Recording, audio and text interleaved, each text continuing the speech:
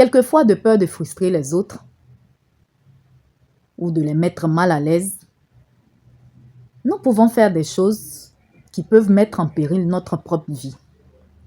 Voici l'histoire d'une jeune dame qui avait sa copine avec qui elle était depuis la maternelle, donc sa meilleure amie, à qui elle a présenté à un moment donné son fiancé. Et il se trouve qu'ils étaient tellement proches. Donc, ils ont commencé à faire les choses à trois, à faire des sorties et tout ça. Et à un moment, elle a remarqué des choses bizarres. Mais elle avait tellement confiance en l'une et à l'autre qu'elle s'est dit que c'était son imagination. Je vais essayer de dire l'essentiel pour ne pas que la vidéo soit longue. Et une fois, ils sont sortis et elle est allée se refaire le visage.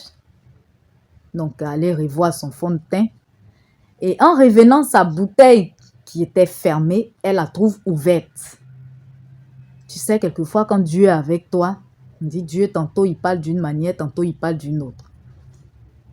Donc, ça a attiré son attention et il y a quelque chose qui l'interdisait de boire cette boisson. Elle leur a demandé, mais ma bouteille était fermée. Ils lui ont dit non, que le serveur, comme il devait se déplacer, tout ça, donc on a demandé qu'il l'ouvre. En fait, voilà, ils ont donné des justificatifs, mais elle n'a pas été convaincue. Elle a appelé le serveur, elle a demandé de prendre cette boisson et de lui envoyer une autre bouteille. Et silence radio, du côté de son fiancé comme du côté de sa meilleure amie. Plus personne ne parlait, les gens étaient devenus bizarres.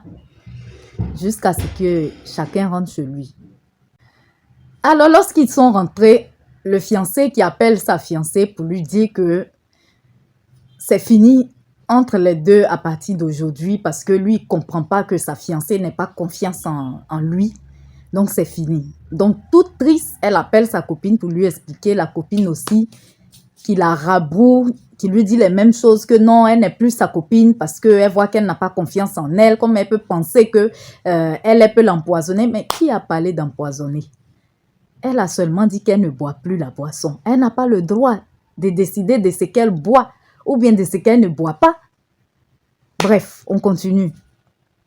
Et tous les deux, ils l'ont bloqué. 6 mois après, en tout cas des mois après, elle apprend, elle voit même sur Facebook, voilà.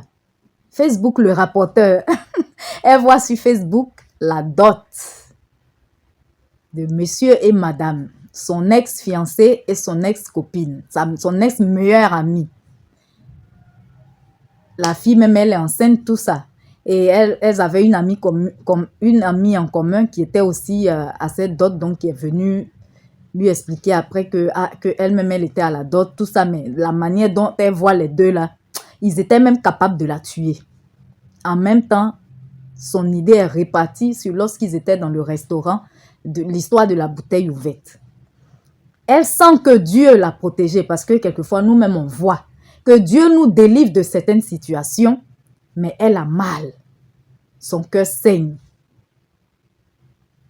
Et elle se dit, peut-être que si elle avait juste bu la boisson, tout ça ne serait pas arrivé. Elle serait toujours avec son fiancé. Elle serait toujours avec sa meilleure amie. Si simplement elle avait bu la boisson. Mais ma soeur, si tu buvais la boisson, qui sait si tu n'étais pas aujourd'hui sous terre et que malgré cela, eux, ils se seraient mis ensemble. Parce que si on veut voir, ils étaient déjà ensemble. Parce qu'une fois, en plein débat, quand elle était encore avec son fiancé, au lieu de dire elle son nom, il a dit le nom de sa copine.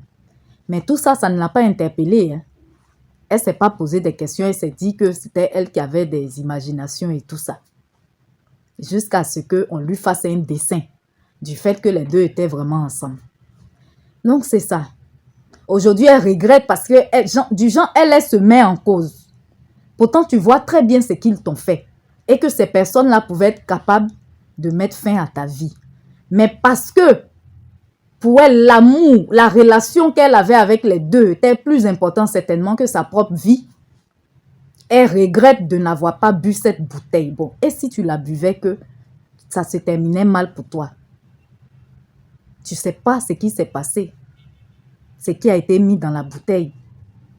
Tu regrettes de ne l'avoir pas bu parce que pour toi, parce que tu as refusé de boire Aujourd'hui, tu as tout perdu et ton fiancé est ta meilleure amie. Mais est-ce qu'il était vraiment ton fiancé? Est-ce qu'il était digne de toi? Est-ce qu'elle était vraiment ta meilleure amie? Est-ce qu'elle était vraiment digne de l'amour que tu lui portais? Et c'est comme ça que nous faisons.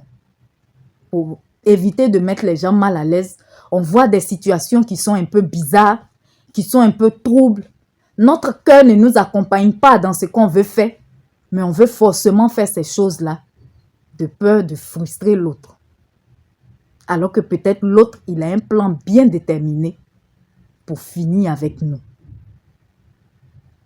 Nous devons faire de notre vie notre priorité.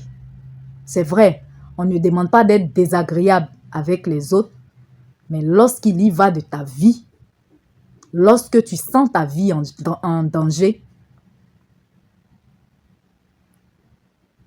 il y a certaines décisions que tu dois prendre, peu importe l'état dans lequel ça va mettre l'autre.